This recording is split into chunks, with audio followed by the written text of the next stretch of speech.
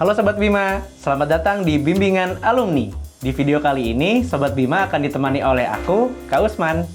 Kita akan membahas soal-soal pengetahuan dan pemahaman umum untuk UTBK SNBT.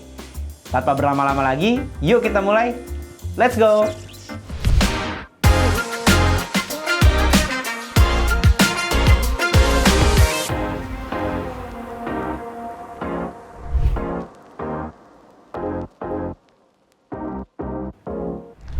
Sobat Bima, kita mulai pembahasannya dari soal yang pertama. Soalnya adalah kalimat utama paragraf tersebut terdapat pada kalimat bernomor.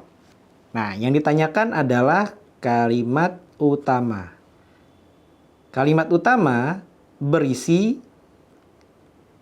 gagasan utama atau ide pokok. Jadi sebenarnya kalimat utama ini hendak menjawab pertanyaan mengenai apa inti dari paragraf tersebut.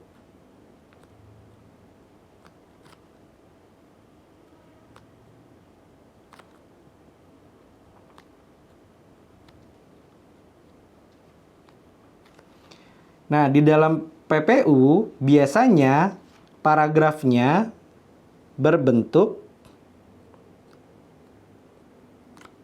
deduktif. Paragraf deduktif itu biasanya kalimat utama berada di awal paragraf atau di kalimat pertama.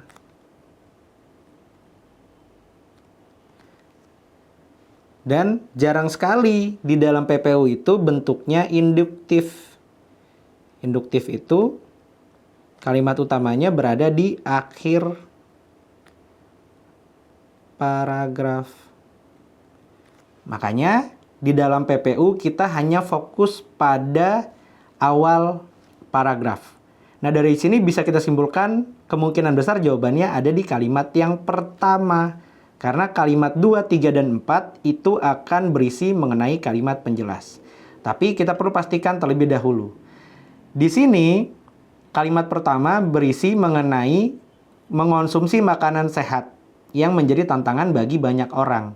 Jadi tantangan dalam mengonsumsi makanan sehat di tempat kerja. Itu adalah gagasan utama yang hendak disampaikan oleh kalimat utama.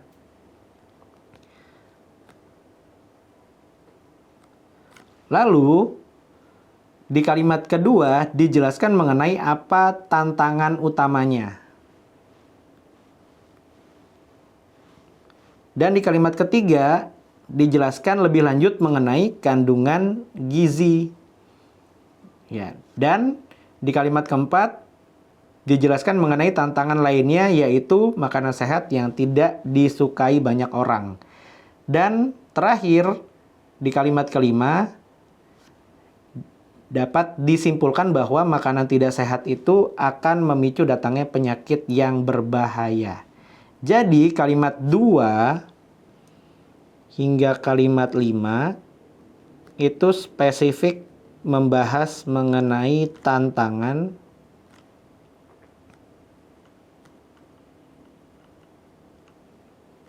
sehingga kita bisa simpulkan ini sebagai kalimat penjelas. Sementara hal yang umum ada pada kalimat pertama. Mengenai tantangan mengonsumsi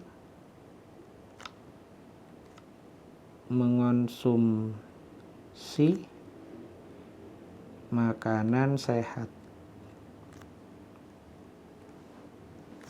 Jadi jawaban yang tepat adalah yang A, kalimat pertama.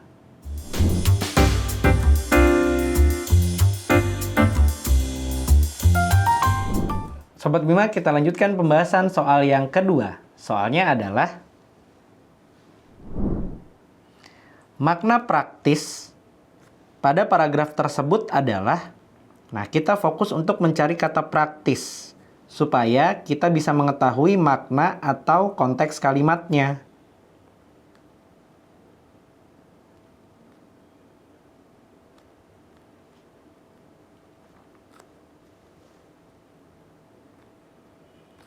Nah, untuk mencari makna dan konteks kalimat ini, kita perlu teknik dalam membaca, yaitu teknik skimming dan scanning. Atau mudahnya ini adalah teknik membaca cepat. Di dalam PPU diperlukan teknik ini karena kita akan dihadapkan oleh banyak soal yang sangat panjang. Nah, kalau kita lihat di kalimat yang pertama itu tidak ada kata praktis. Di kalimat yang kedua juga tidak ada kata praktis. Lalu di kalimat yang ketiga kita temukan, yaitu pada kalimat makanan yang umumnya dijual adalah makanan yang praktis.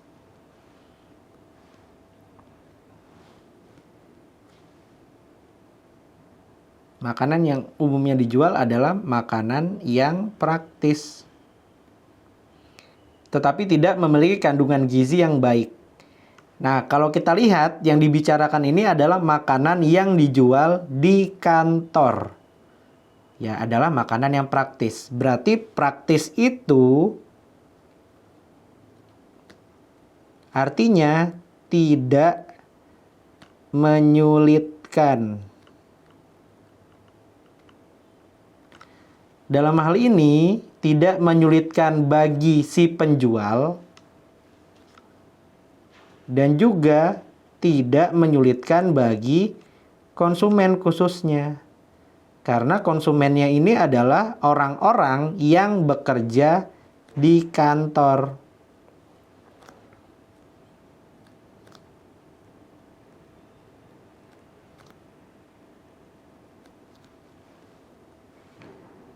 Nah, biasanya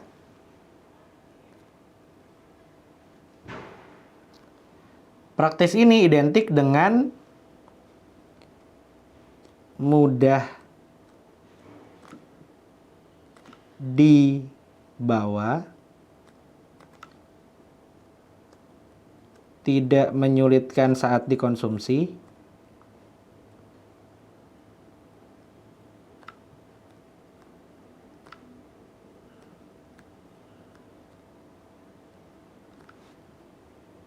cepat saji,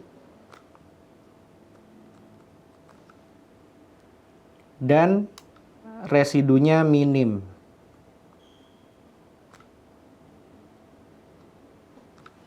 Berarti kita akan fokus pada hal yang tidak menyulitkan atau mudah. Nah, kalau kita kembali ke pilihan jawaban, di situ ada kata mudah pada pilihan jawaban yang C. Sementara enteng dan ringan itu sama, jadi pasti bukan pilihan jawaban yang tepat. Murah belum tentu praktis. Ya, terkadang yang praktis itu justru lebih mahal. Jadi murah belum tentu praktis. Dan ya, sederhana mendekati dengan mudah, tetapi sederhana di sini konteksnya lebih umum lagi dibandingkan mudah atau praktis. Jadi bukan pilihan jawaban yang tepat. Jadi praktis lebih kepada sesuatu yang tidak menyulitkan, terutama bagi pekerja kantoran. Jadi jawaban yang tepat adalah yang C.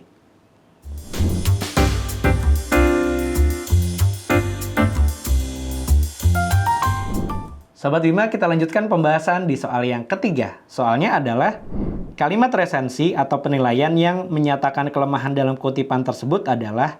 Nah, di sini pembuat soal sudah membuat ya secara spesifik yang dikehendaki untuk menjadi pilihan jawaban yang tepat. Resensi di sini sudah dijelaskan, yang berarti penilaian. Nah, penilaian itu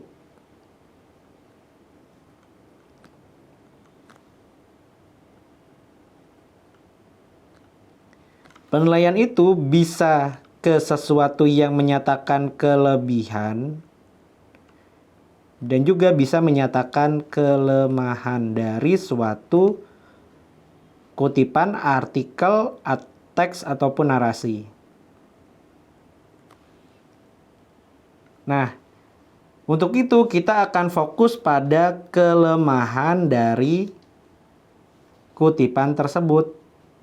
Ya, kalau kita lihat di sini, kita perlu tahu dulu apa yang dibahas di dalam teks tersebut. Pada kalimat utama ada kata Karang adalah seorang yatim piatu yang tidak pernah mengenal orang tuanya. Ya, ini yang tepat adalah mengenal orang tuanya.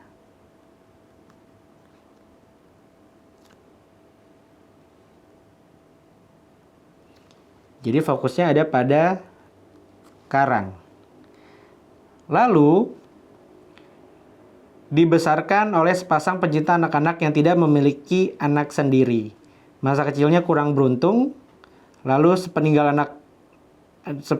ayah angkatnya, dia bersama teman-temannya melanjutkan misi ayah angkatnya, yaitu Karang mendirikan banyak taman bacaan untuk anak-anak. Lalu Karang memotivasi mereka dengan janji-janji kehidupan yang lebih baik. Karang dikenal sebagai pecinta anak, pandai membuat cerita, dan bisa memotivasi banyak anak. Lalu motivasi yang diberikan oleh Karang bisa membuat anak menjadi lebih semangat, ya.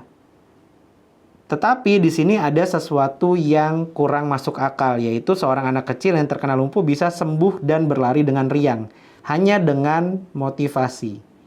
Padahal kelumpuhan itu agak sedikit sulit untuk disembuhkan, ya, apalagi hanya sebatas pada motivasi. Yang diperlukan adalah terapi misalnya, dan perlu ada langkah-langkah medis, bukan hanya sebatas pada motivasi. Berarti di sini selain menggambarkan, ya, mengenai Karang yang sangat menginspirasi,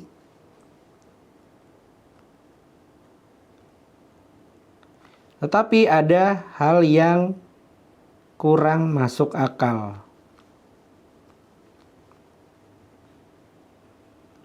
Sekaligus ini menjadi kelemahan dari teks tersebut.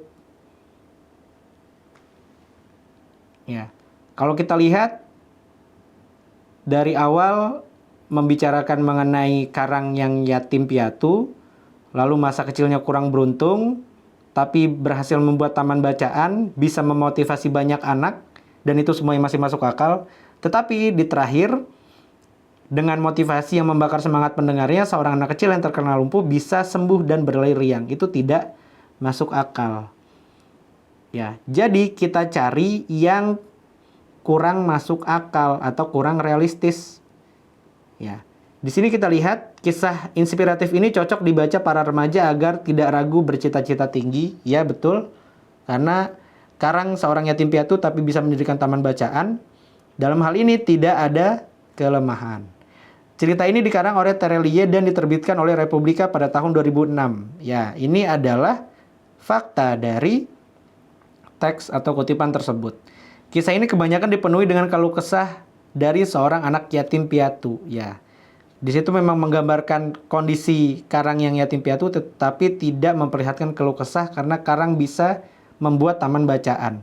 Lalu yang berikutnya, kisah yang sebenarnya menyentuh hati ini tersisipi bagian yang kurang realistis. Nah, ini adalah hal yang tidak masuk akal karena bisa menyembuhkan orang yang lumpuh hanya dengan sebatas motivasi.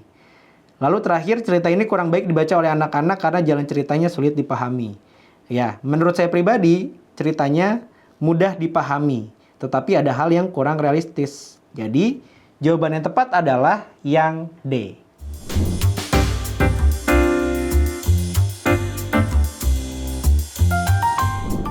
Sobat Bima, kita lanjutkan pembahasan soal yang keempat. Soalnya adalah, di bacaan di atas, frasa yang berpola sama dengan frasa ikan bakar adalah, nah, kita diminta untuk mencari frasa berpola. Ada dua cara yang bisa dilakukan, yaitu dengan menentukan jenis kata pada frasa tersebut, atau bisa juga menentukan pola frasa, yaitu menerangkan diterangkan atau diterangkan menerangkan. Kalau menerangkan diterangkan, kalimat penjelas lalu kalimat inti. Sementara pada pola diterangkan menerangkan, kalimat inti atau kata inti, ya, kata inti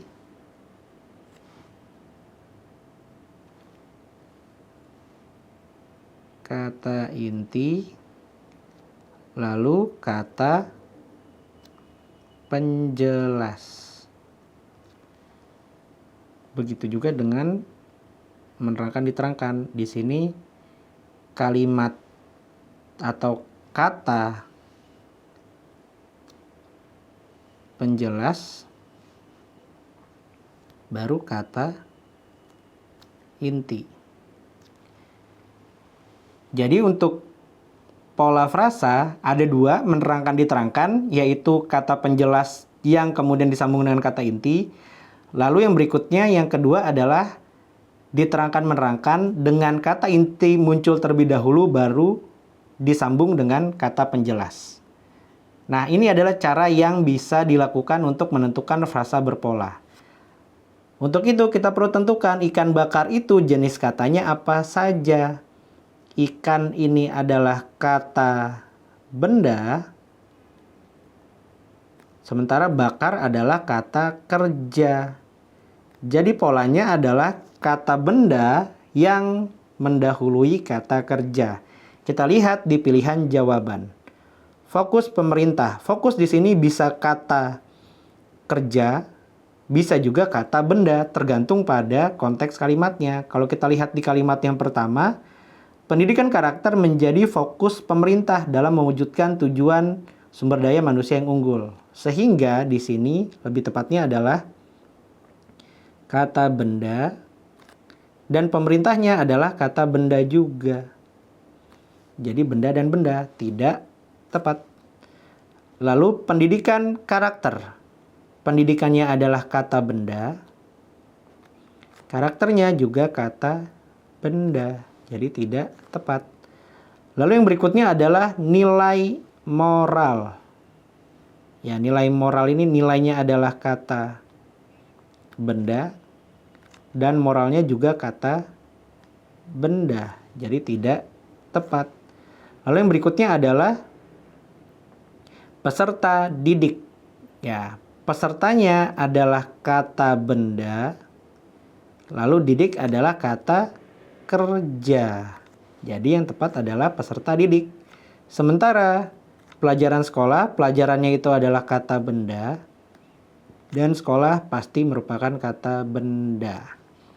Jadi ikan bakar sama polanya dengan peserta didik, yaitu kata benda yang mendahului kata kerja.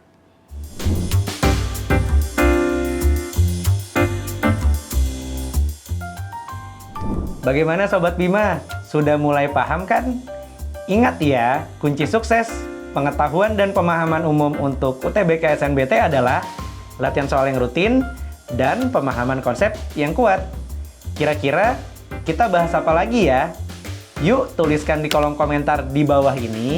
Jangan lupa like, subscribe, dan share ke teman-teman kalian.